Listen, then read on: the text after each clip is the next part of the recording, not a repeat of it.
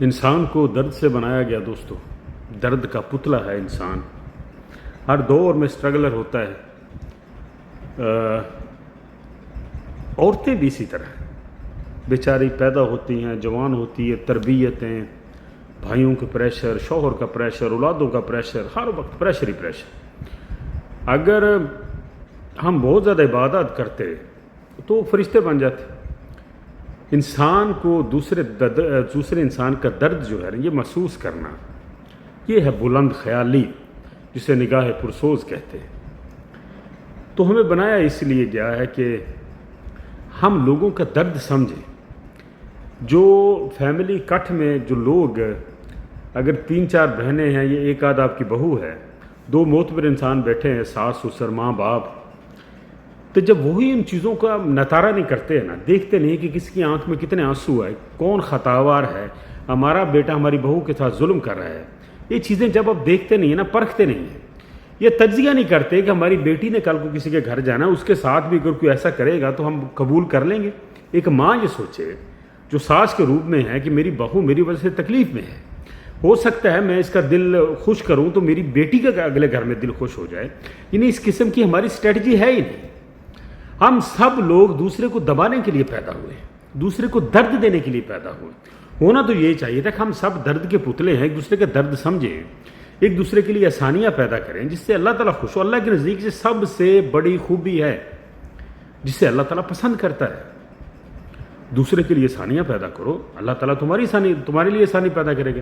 آپ کسی بیٹی کو خوش رکھتے ہیں، کسی کی بیٹی کو خوش رکھتے ہیں،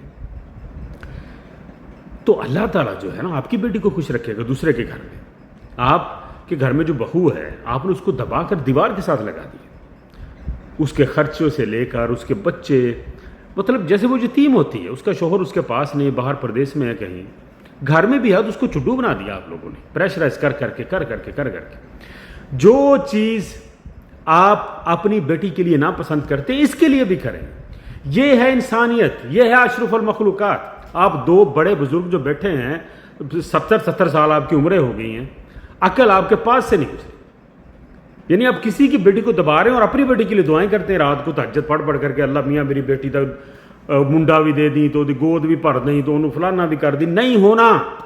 جب آپ کے دل میں چور ہے نا تو کسی دوسری عورت کو، آپ کی بیٹی کو سکھ نہیں مل سکتا۔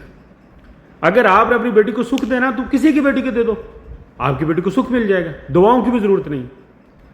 گرے بان میں جھانکو، گندے بدبودار جو گرے بان ہے نا ہم سب کے، اس میں جھانکو۔ میری دعاؤں سے کچھ نہیں ہوتا، عملی طور پر آپ کو اچھا بننا پڑے گا، پھر جا کر آپ کی اولاد کو خوشیاں ملیں گی۔ اگر آپ کی بہو کے ہاں بیٹی نہیں ہے، بیٹا نہیں ہے، تو آپ کی جو بیٹی ہے اس کی بھی تو بیٹیاں ہیں، یہ بیٹی آپ کو دکھ، اس کی بیٹیاں آپ کو دکھ دے رہی ہیں، اس کی جو لوگ اللہ رحمت ہے۔ تو یہ سارے کمپیریزن کیا کریں، گرے بانوں میں جھانکے، اور اپنے بیٹے کو بھی کہو کہ اپنے پھٹے ہوئے گرے بان میں جھانکے، اس کی اوقات کیا ہے یہ بھی اس کو بتاتے رہا کرو، ٹھیک ہے نا؟